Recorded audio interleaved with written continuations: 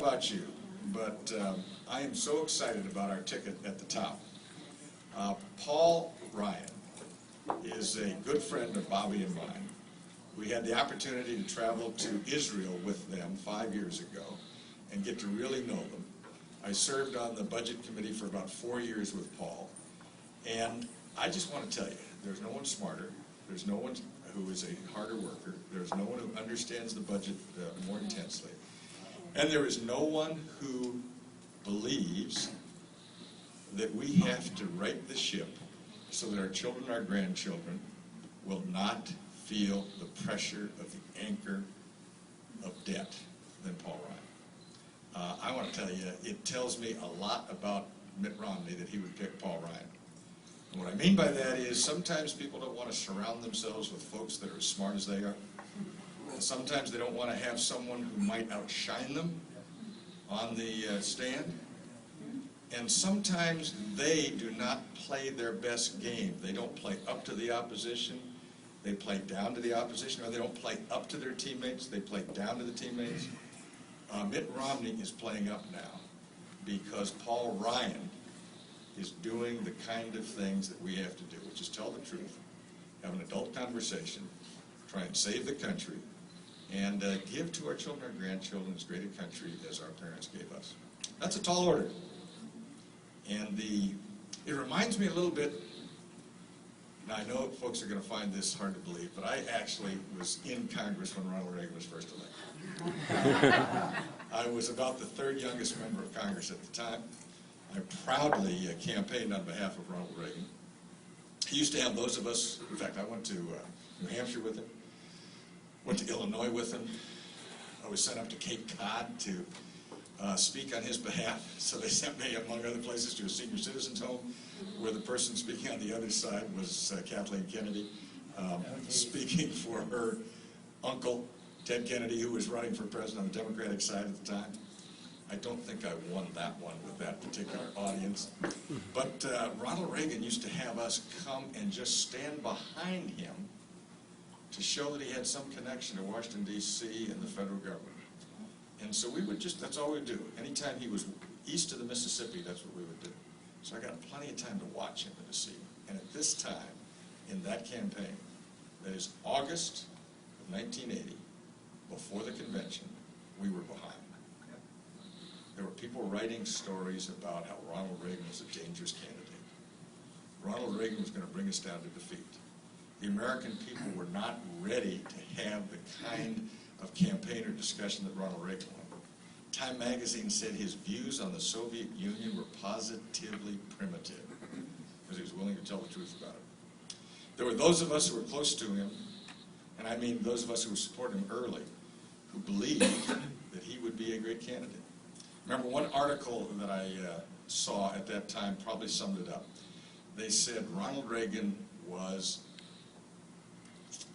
the best candidate if you wanted to have a real change in America. But he was the most dangerous candidate for Republicans because he could lose. And so it was high risk, high reward. If we were elected, we would see a change in America. There would be the most substantial change of any of the candidates out there. I happen to believe this team gives us the chance to do those kinds of things that we have to do in Washington, D.C. in a very, very real way. There is a challenge. You know, right after Mitt Romney made his decision known, there were some quote-unquote unnamed Republican consultants who started talking about how this was a mistake, this was dangerous. American people aren't adult enough to be able to handle this. We're going to have to deal with Medicare. You know something? We're going to have to deal with Medicare anyway. But we weren't going to do it in a positive way, or at least the president wasn't going to bring it into the debate in a positive way. It was all going to be negative, and we were going to be on the defense. We're now on the offense, explaining to the American people that we're going to be honest with them. We're going to set up the facts. We are going to do that which is necessary to save this country. And I think that's all to the good, both in terms of our possibility of winning and our possibility of putting America on a winning trajectory once again. So I'm really excited about that. I'm excited about the candidates running and the congressional races around me. Man, if we can take some of these seats, I tell you, they'll never know what hit them. I mean, they will say, in the Sacramento area, can you imagine the number of Republicans that are sent into Congress? That would really be great. So I'm very excited about this. This is something that I've looked for some time. When I served on the Budget Committee with Paul Ryan and he started explaining what we needed to do, you kept thinking, God, if only we could do that. If only the rest of the country could hear it. If only we'd have a team committed to that. Well, you know something? That's what we got there. And it is a tremendous opportunity for us. This is the second most important election in my lifetime. The first was that of Ronald Reagan. This is important because of the way in which this country is going, both in terms of the economy. Think Jimmy Carter back in 1980. The lack of respect with which we're held by some of the people around the world. Think of Jimmy Carter in 1980. The fact that people said this country was unmanageable. Think Jimmy Carter in 1980. And the thought that you have an incumbent who said, I just don't have enough time yet, just let me give you one more chance to do this. Think Jimmy Carter in 1980. So that's what we're up against. So we have the opportunity to make a huge change.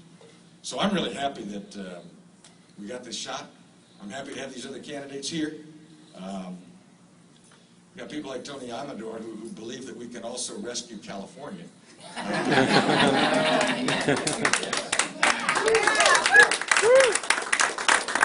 Let me tell you, California is probably halfway between the federal government and Greece right now. The question is, can we turn that ship around?